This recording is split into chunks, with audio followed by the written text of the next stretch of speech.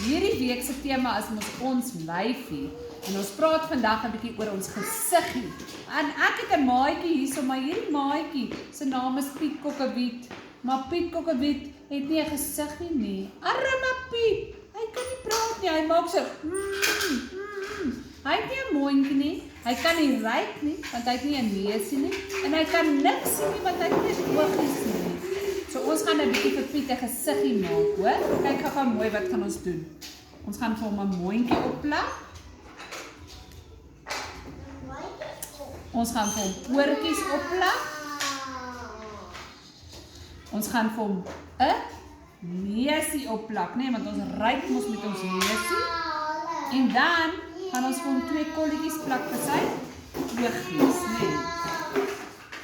Kom ons kyk. Dit lyk beter, Piet, nou kan hy darm sien, nee.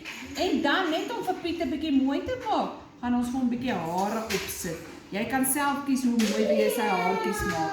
Gaan hy oulik lyk? Ek dink jy gaan 'n mooi mannetjie vir my maak, hoor? Bye bye maatjies.